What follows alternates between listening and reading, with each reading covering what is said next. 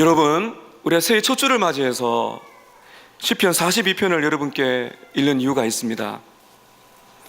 올 한 해 동안에 여러분의 영혼이 강건케 되시기를 또 축복하는 마음으로 이 말씀을 가지고 왔는데요, 최고의 의사일수록 정확하게 병을 치료하는 그런 매뉴얼을 가지고 있습니다. 우리의 영혼의 의사가 되시는 우리 주님께서 오늘 시편 42편을 통해서 우리가 신앙이 좋은 상태라 할지라도 우리는 굴곡이 있습니다. 때로는 영적인 침체에 떨어지기도 하고 영적인 그런 에너지가 소진되는 그런 일들도 우리가 경험을 하게 됩니다. 오늘 이 42편은 표제에 보면 고라자손의 마스길이라 되어 있는데, 이 고라자손은 예배를 드릴 때에 악기를 연주하거나 찬양하는 특별한 그러한 은사를 받은 분들입니다. 마스길은 교훈이지요. 누군지는 모르지만 고라자손, 찬양과 예배를 때 찬양과 악기를 다루는 아주 참 그 은혜를 경험하는 한 분이 영적인 침체를 겪게 됩니다. 질병에 걸렸는지 어떤 물질적인 어려움인지 관계적인 어려움인지는 모르겠지만은 밝히지 않습니다. 그러나 오늘 말씀을 우리가 축복하게 되면은 이 시인이 자기가 마음이 얼마나 괴로웠는지를 이야기를 합니다. 그래서 1절에서 5절까지가 이제 1년이고요. 그 다음에 6절에서 11절까지가 2년인데 5절과 11절이 똑같이 반복이 됩니다. 내 영혼아, 내가 어찌하여 낙심하며 어찌하여 내 속에서 불안해하는가, 이 두 구절이 똑같이 반복되는 걸 우리가 보게 됩니다. 여기 보면은 희망과 불안, 희망과 불안이 곳곳에 이렇게 섞여 있어요. 오늘 저는 이것을 조금 구조적으로 뽑아서 우리의 영혼을 강건케 하는 방법을 찾아갈 것입니다. 이 세 가지 이제 우리가 길로 갈 것인데, 첫 번째는 영적인 침체의 상태입니다. 내가 영적인 침체, 영적인 그 소진함을 겪게 되었을 때 어떤 상태에 있는가? 두 번째는 그런 영적인 침체의 원인이 무엇인가? 마지막 세 번째가 오늘 중요한 교훈이 되겠습니다. 영적인 침체의 치료책, 그 처방전. 오늘 말씀에 주제로 나와 있는 것처럼 내 영혼을 강건하게 하는 방법을 살펴보려고 합니다. 첫 번째입니다. 영적인 침체의 상태에 있다는 것이죠. 시인의 마음을 가장 잘 보여주는 단어 한번 보실까요? 여러분, 5절과 11절 똑같은 구절인데 5절만 한번 보십시다. 5절 한번 읽어볼까요? 시작. 내 영혼아, 내가 어찌하여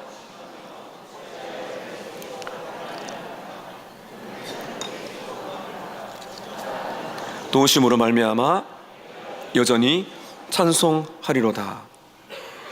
어떤 상태에 있나요? 이런 보시면요, 어찌하여 낙심하며, 낙심, 깊은 좌절을 경험하고 있습니다. 내 속에서 불안해하는가? 이 불안이라는 것은 신음소리를 낸다는 거예요. 원문에 보면 신음소리를 낼 정도로 막 불안한 상태입니다. 깊은 좌절과 낙심을 겪고 있습니다. 여러분, 6절도 보시게 되면 6절 3만절에 보면 내 하나님이여 내 영혼이 내 속에서 낙심이 됩니다. 어떤 일인지 모르지만은 굉장히 지금 마음의 절망감을 느끼고 있는 것입니다. 7절에는 시적으로 표현하고 있습니다. 주의 폭포 소리에 깊은 바다가 서로 부르며 주의 모든 파도와 물결이 나를 휩쓸었나이다. 여기 보면은 시인이 믿음이 있어요.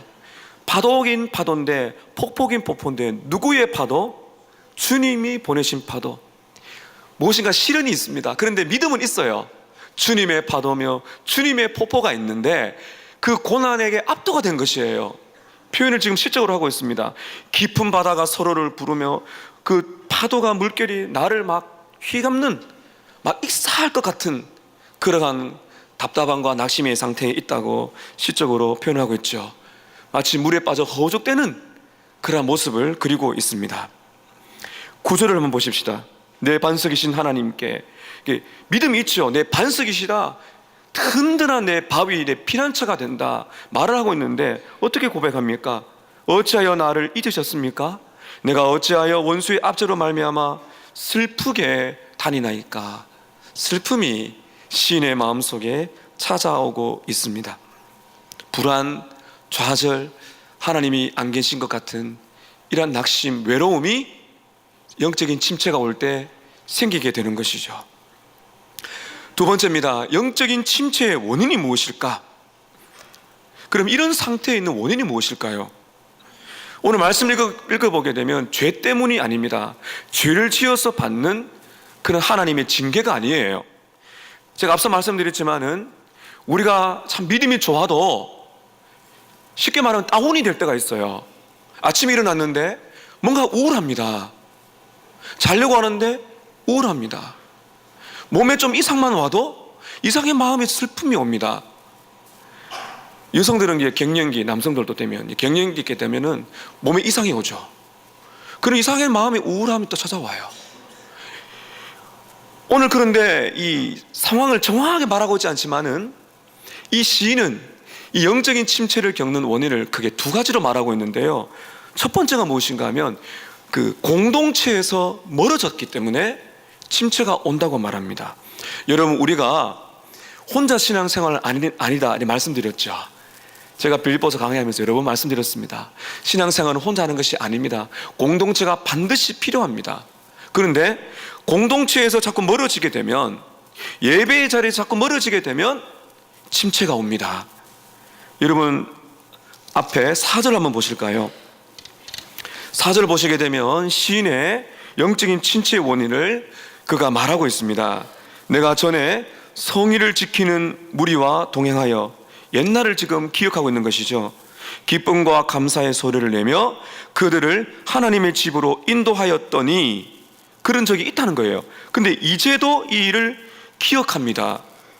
이전에 기쁨과 찬양을, 감사를 드렸던, 그리고 고라자손, 아마 레위인이라고 보고 있는데 예배를 돕는 이런 찬양대 성기미들, 특별한 위치에 있는데 사람들을 격려해서 예배의 자리로 나왔던 아주 그러한 은혜를 경험한 사람인데, 그때를 기억하니까 마음이 어떻다고요? 상한다는 겁니다.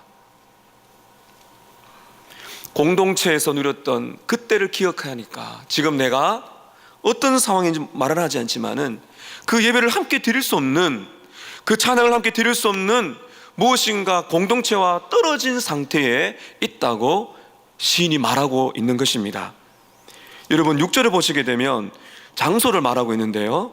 내 하나님이여, 내 영혼이 내 속에서 낙심이 되므로 내가 요단 땅과 헤르몬과 미살산에서 있다. 이 지역은 정확하게 말할 수 없지만은 학자들의 연구에 하면 예루살렘에서 가장 먼 북단이라고 말하고 있어요. 그 거리가 굉장히 먼 곳에 이 시인이 왜 갔는지는 모릅니다. 아마 본인의 의지가 아닌 것 같아요. 어쨌든 공동체와 멀리 떨어져 있으니까 그 예배를 함께 드릴 수 없음이 이 시인에게는 침체로 오는 것입니다. 여러분, 공동체가 이렇게 중요합니다. 공동체에 떨어졌는데 신앙생활 너무 기쁘게 한다, 이거 뭔가 잘못된 거예요. 그 신앙이 건강한 상태에서는 이 공동체, 우리 장로님은 그렇게 기도하셨습니다. 그 추억, 사랑, 만나고 싶은 이것이 참 성령 충만한 공동체인데, 그곳을 떠나게 되면 장사가 없습니다. 영적인 소진과 아픔과 쇠락이 옵니다. 6절 다시 보실까요? 내 하나님이여, 내 영혼이 내 속에서 낙심이 됩니다. 내가 요단 땅과 헤르몬과 미살산에서 주님을 기억합니다. 함께 예배드리는 시간, 그 주님과 함께 했던 그 시간들이 함께 할 수 없기 때문에 고통스러워하고 있는 것입니다. 두 번째입니다. 영적인 침체의 원인은 공동체에서 떨어진 상태에 있는 것뿐만 아니라 예수님 믿지 않는, 하나님을 믿지 않는 불신자들의 조롱이 들려오고 있기 때문입니다. 여러분, 3절, 자, 제가 섞여 있다 그랬죠. 불안과 희망이. 자, 여러분, 3절이 이 시인이 겪고 있는 최고의 아픔의 원인입니다. 우리 3절 함께 읽겠습니다. 시작.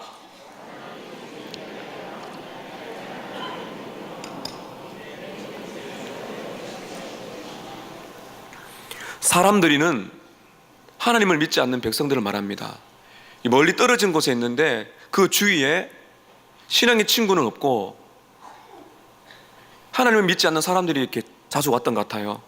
그들이 가만히 있으면 되는데 종일 그 사람의 말을 합니다. 너의 하나님이 어디에 있느냐? 너희 하나님이 어디에 있느냐?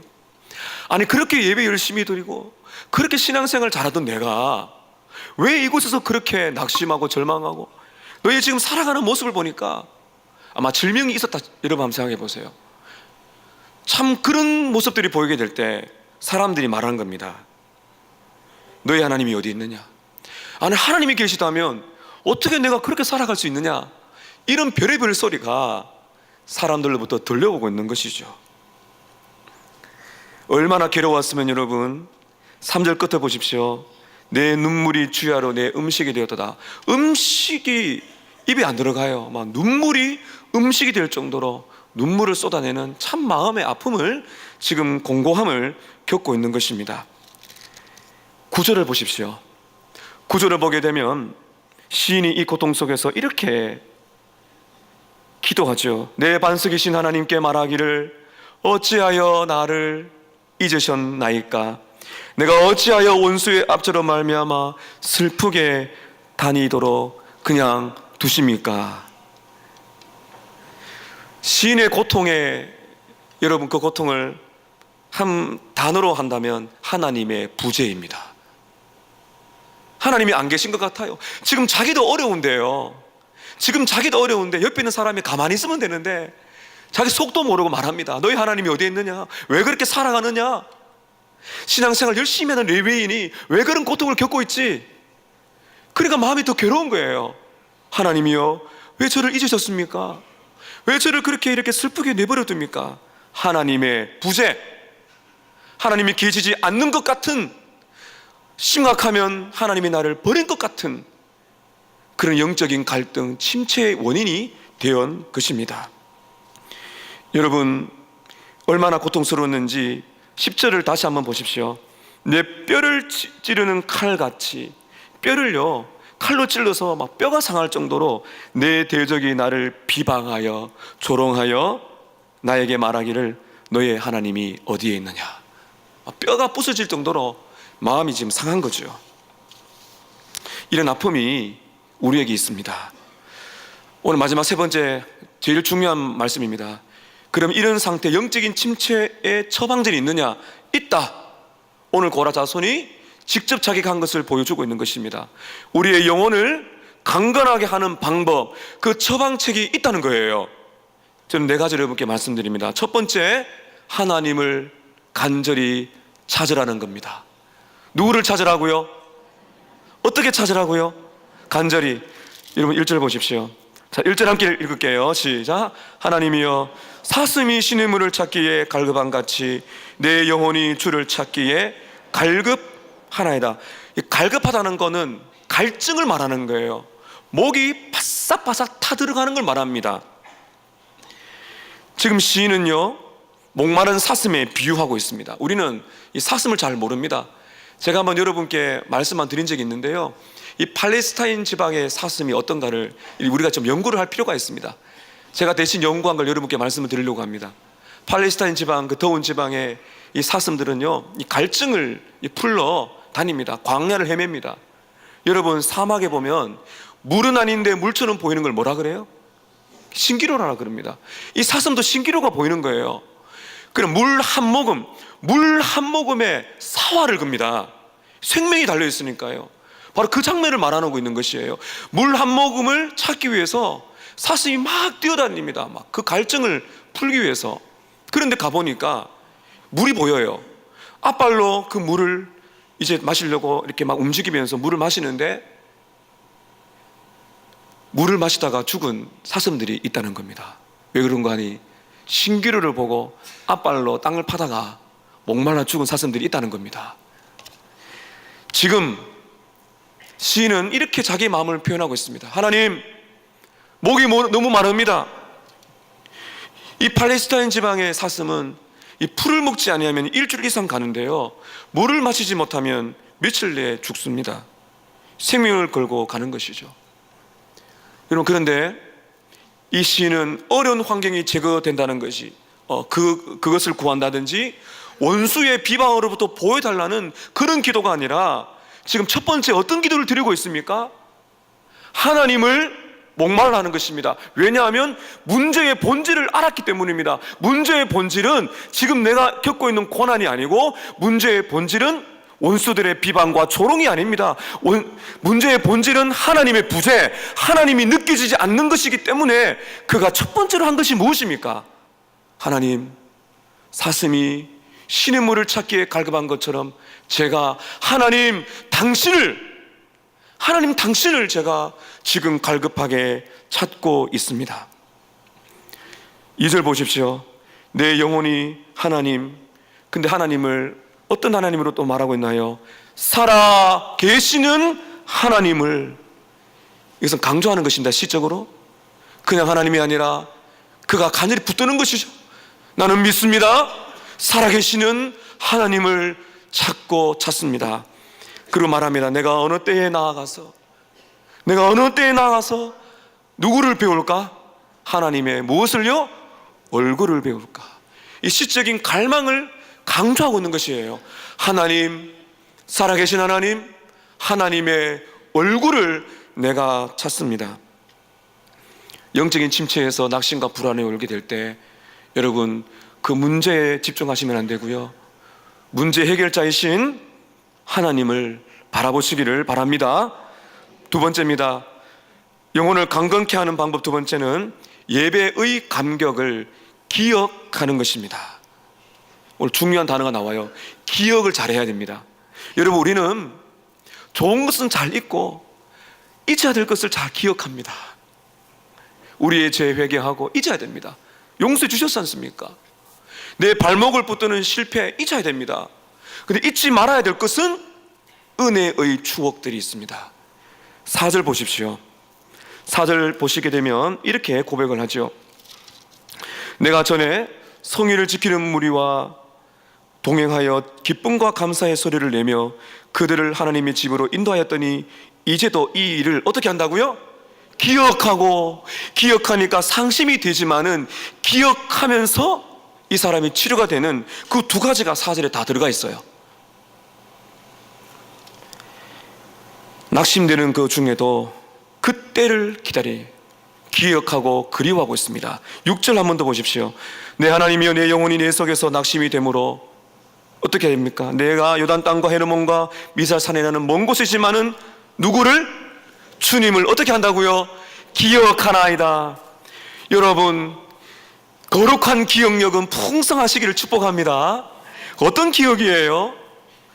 헤르몬 산과 미살 산에 나는 최극단의 자리에서 무엇을 지금 그리워하고 기억하고 있습니까? 예배입니다. 예배, 영혼의 고향, 그때를 기억하는 것이에요. 오늘 저녁에도 보니까 우리 한 청년이 입대를 합니다. 저도 생생하게 기억이 납니다. 입대하고 나서, 입대했더니 우리 선배가 제 손에 쥐어주는 그 기도문이 하나 있어가지고 네가 슬플 때 읽어보라 그랬어요. 읽었더니 선배 하는 말이 이것입니다. 슬플 때는, 아플 때는, 힘들 때는 실컷 울어라. 이게 입대하는 저에게 준 선배의 기도 편지였어요. 실컷 울어라. 근데 그게 맞더라고요.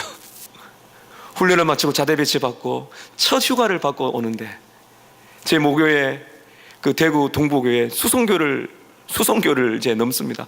넘는데 그 십자가를 바라보면서 막 울컥되는 거예요.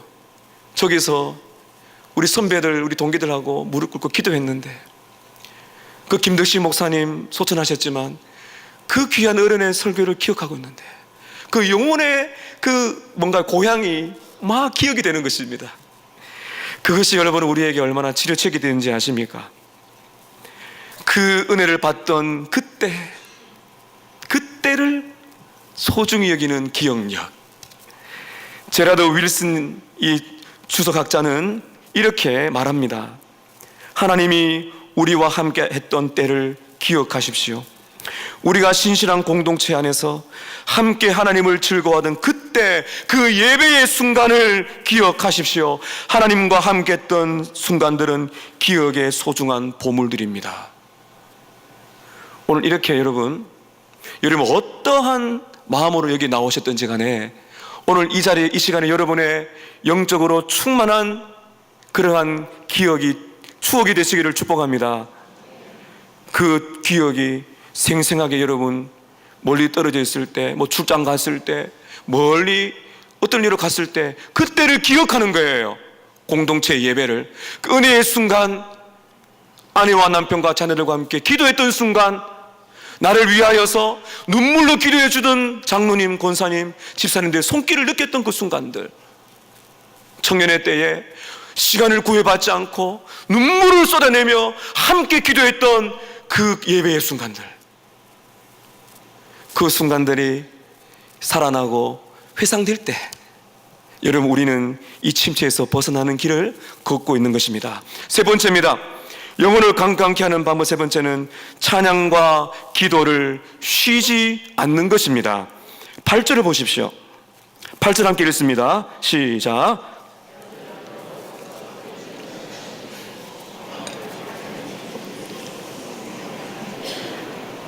하나님의 부재, 하나님이 안 계신 것 같았을 때 그는 하나님을 사슴처럼 찾았습니다.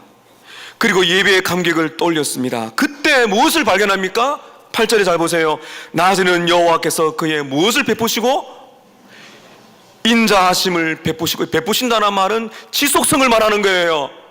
나는 하나님을 잊은 것 같았고 하나님의 은혜가 끊긴 것 같았는데 그의 인자하심은 헤세드입니다. 헤세드가 제가 뭐라 그랬나요? 일방적이고, 하나님의 일방적이고 변하지 않고 실패함이 없는 하나님의 은혜와 사랑이 헤세드입니다. 여전히 흐르고 있더라는 거예요. 그래서 제가 여러분께 말씀드렸습니다. 하나님을 찾으세요. 예배 감격을 회상하세요. 그러면 알게 됩니다. 하나님의 헤세드, 은혜, 십자가의 사랑이 흐르고 있구나. 이어집니다. 밤에는 이 밤에가 뭡니까? 외로운 밤이 아니겠어요? 그 밤에는 어떻습니까? 불평과 눈물로 잡니까? 그렇지 않습니다. 밤에는 그의 찬송이 내게 있어. 생명의 하나님께 기도하리로다. 살아계신 생명의 하나님, 그 하나님께 기도하고 있는 것입니다. 여러분, 찬송과 기도를 쉬지 마시기를 바랍니다. 쉬어버리면 안 됩니다. 찬송가 216장 2절에 CD 펠퍼스는 이렇게 노래합니다. 지금도 날 위해 간구하심, 지금도 날 위해 간구하심, 이 옅은 믿음이 아옵나니 구주의 참사랑 고맙고 놀라워 찬송과 기도를 쉬지 않네. 지금도 여러분을 위하여 예수님께서 기도하고 계십니다. 성령께서 말할 수 없는 탄식으로 기도하고 계십니다. 하나님께서는 그 사랑을 성령을 통하여 끊임없이 우리에게 보여주고 계시기 때문에 이 옅은 믿음이 아옵나니 찬송과 기도를 쉬지 않는 여러분 되시기를 바랍니다. 마지막 네 번째입니다. 가장 중요한 처방책입니다. 한번 따라 하십시다. 나 자신에게 말씀을 전하라. 한번 다시 할까요? 나 자신에게 말하라. 여러분, 5절과 11절, 1년이 끝날 때 5절, 2년이 끝날 때 11절, 이건 굉장히 가장 중요한 단어예요. 자, 11절 똑같으니까 5절과, 자, 11절 말씀을 여러분이 한다는 고백을 생각하시고 외치세요. 여러분 자신에게. 11절 있습니다. 시작. 내 영혼아, 내가 어찌하여 낙심하며 어찌하여 내 속에서 불안해하는가? 너는 하나님께 소망을 두라. 나는 그가 나타나 도우심으로 말미암아 내 하나님을 여전히 찬송하리로다. 할렐루야. 이건 정말 할렐루야가 되죠. 지금 시인은 누구에게 말을 하고 있는 거예요? 자기 영혼에게 말하고 있는 것입니다.